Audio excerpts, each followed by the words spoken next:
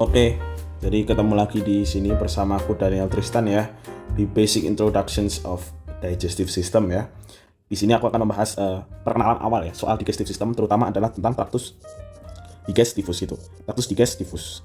Jadi untuk organ-organ yang mendukung pencernaan kayak misalnya liver, pankreas, lien dan sebagainya akan aku bahas di kesempatan yang lain ya. Nah, secara umum traktus digestivus secara segmen gitu ya, dibagi tiga segmen. Segmen besarnya adalah foregut, midgut, dan hindgut. Nah, kenapa sih dibedakan seperti ini? Yang pertama, ini akan mempermudah kita nanti dalam memahami ya.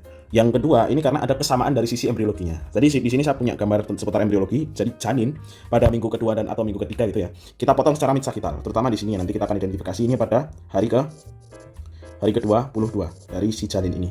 Nah, di sini kita bisa melihat bahwa ada endoderm, ektoderm, dan mesoderm. Mesoderm itu nanti yang berwarna merah ini ya, yang akan membentuk otot, kemudian membentuk mesenterium gitu ya. Kemudian yang ektoderm yang berwarna biru itu akan membentuk sistem kulit atau integumen kita, terus membentuk sistem susunan saraf pusat kita gitu ya. Kemudian yang endoderm yang berwarna kuning itu akan membentuk dari epitel dari digestive system kita gitu, dari traktusnya gitu ya. Nah, di sini kita lihat ya pada hari ke-22 di sini dari janin ini terbentuk 3 segmen sebenarnya. Yaitu yang awal ini akan menjadi foregut, yang tengah ini akan menjadi midgut, kemudian yang ujung ini akan menjadi hindgut gitu. Foregut kita bisa dilihat di sini ada sisa dari membran oropharyngalis, nah, yang nanti akan bentuk cavum oris ya. Kemudian di sini akan nampak di sini ya, ada di usus akhir dari usus ini akan nampak kloaka nanti. Nah, kloaka dan sebagainya, kemudian ada usus besar itu nanti akan menjadi bagian dari hindgut gitu. Jadi ini akan mempermudah kita untuk memahami traktusnya sendiri. Kita selanjutnya akan melanjutkan ketika traktus itu berjalan di orang dewasa gitu ya. Jadi makanan akan masuk melalui mulut ya.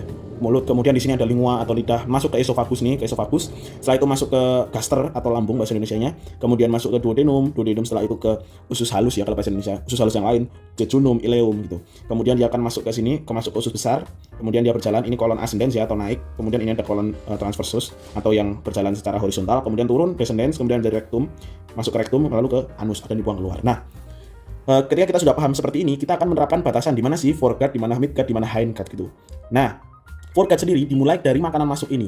Ada orang yang mengatakan foregut dimulai dari mulut, ada yang mengatakan dimulai dari esophagus, tapi it doesn't matter ya. Yang penting adalah ketika makanan masuk sampai nanti di pars descendens atau pars yang turun dari duodenum, itu akan disebut sebagai foregut. Midgut berarti di bawahnya ya. Dari duodenum pars descendens ini turun ke bawah, usus halus, jejunum, ileum, masuk ke kolon ascendens hingga nanti 2/3 dari kolon transversus, kira-kira di sini ya, 2/3 ini akan menjadi organ midgut gitu. Kemudian yang turun ke bawah di sini dari 1/3 kolon transversus, kolon descendens turun masuk dikeluarkan lewat anus, itu akan disebut sebagai hindgut gitu. Nah, untuk batasan sendiri, terus ini kan susah sekali ya melihat batasannya antara foregut dan midgut gitu. Nah, kita lihat ke bagian duodenum. Jadi di duodenum, di pars yang descendens atau pars yang turun, itu akan ada 2 papila, yaitu papila duodeni yang mayor dan papila duodeni yang minor gitu ya. Nah, papila duodeni yang minor ini akan menjadi muara dari ductus pancreaticus accessoria gitu ya. Atau nama lainnya adalah Santorini gitu ya. Nah, kemudian yang ductus pancreaticus yang ini, yang satunya yang ke papila duodeni mayor, itu akan disebut ductus pancreaticus Wirsunghi gitu. Nah, ductus pancreaticus Wirsunghi ini akan menjadi satu gitu ya, menjadi satu dengan ductus cholecocus. Kemudian dia akan masuk di sini di sebuah pelubangan besar ya, yang disebut sebagai ampulla Catrii gitu. Nah, foregut tadi dimulai ketika makanan masuk sampai sebelum papila ini gitu ya, sampai sebelum ke papila ini gitu. Dari papila ini ke bawah, dari pars descendens, kemudian pars inferior, kemudian naik lagi ya duodenum ini, naik lagi di sini, kemudian akan turun lagi sampai ke bawah, sampai di 2/3 kolon transversum di sini, ini akan disebut sebagai midgut. Kemudian 1/3 sisanya itu akan disebut hindgut sampai ke bawah gitu ya. Setelah kita tahu ya yang mana foregut, yang mana midgut, yang mana hindgut, jadi kita selanjutnya akan mengidentifikasi peredaran darahnya atau arterinya. Arteri.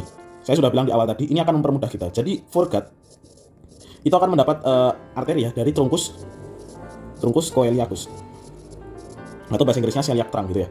Kemudian midgut itu akan mendapat suplai darah arteri ya dari arteri mesenterica superior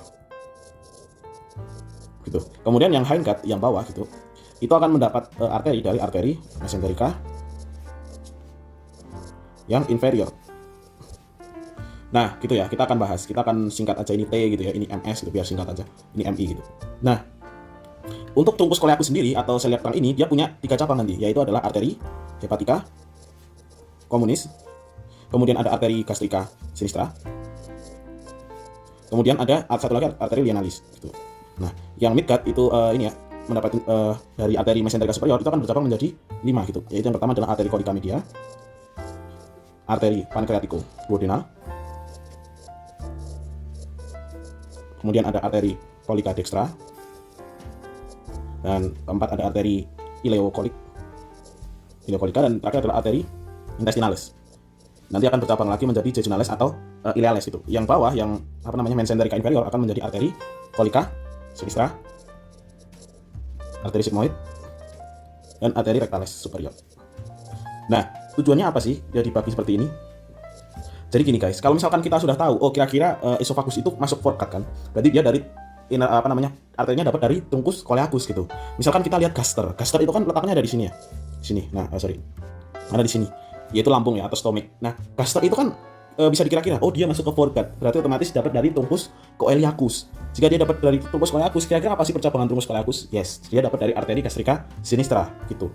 Jadi ini akan mempermudah kita untuk memahami vaskularisasi dan inervasinya. Nah, untuk vaskularisasinya itu sudah kita bahas di sini. Untuk yang vena itu cenderung lebih gampang. Jadi intinya adalah hampir semua vena dari sistem pencernaan ya, dari foregut, midgut, dan hindgut itu akan masuk ke vena porta hepatis terlebih dahulu. Gitu. Jadi akan masuk ke hepar terlebih dahulu melalui sistem vena porta hepatis. Kita akan bahas itu di kesempatan yang lain. Kita akan bahas tentang inervasi ya. Inervasi. Nah, jadi inervasi di dalam sistem pencernaan itu dibagi menjadi simpatis dan parasimpatis gitu. Kita mulai dari foregut dulu. Jadi semua organ foregut itu mendapatkan parasimpatisnya itu dari nervus vagus atau nervus nomor 10. Kemudian simpatisnya itu dari nervus splanchicus major gitu ya.